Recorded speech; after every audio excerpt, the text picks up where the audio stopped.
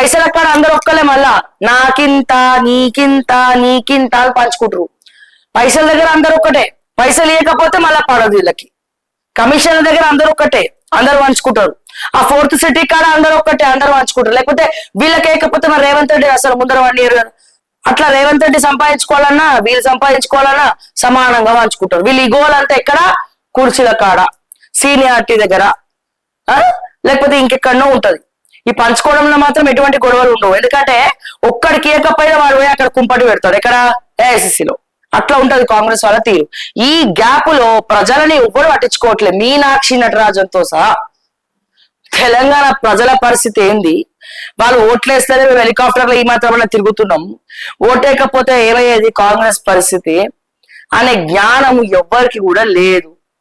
ఇప్పుడున్న కొద్ది గొప్ప కొంతమంది కూడా ఎవరి కోసం కొట్లాడుకుంటున్నారండి?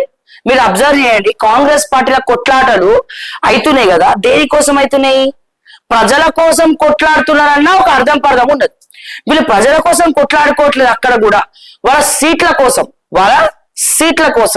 టికెట్ల కోసం, మంత్రి పదవుల కోసం, కార్పొరేషన్ చైర్మన్ల కోసం ఇగోలకు పోయి కొట్లాటలు అవుతా ఉన్నాయి.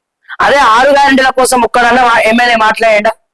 మంత్రి పదవి కావాలని మాట్లాడినోడు ఉన్నాడు, కార్పొరేషన్ చైర్మన్ కావాలని మాట్లాడినోడు ఉన్నాడు.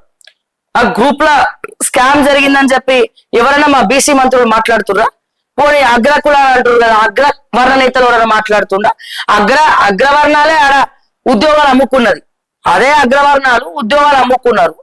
బీసీలకు చాలా మంది, ఓసీలకు అన్యాయం జరిగింది, అట్లాగే బీసీలకి ఇంకెక్కువ అన్యాయం జరిగింది. మన ఒక పక్క ఉద్యోగాలు అమ్ముకుంటుంటే వీళ్ళేమో అట్లీస్ట్ పిలిచి మాట్లాడే పాపాల ఓలే.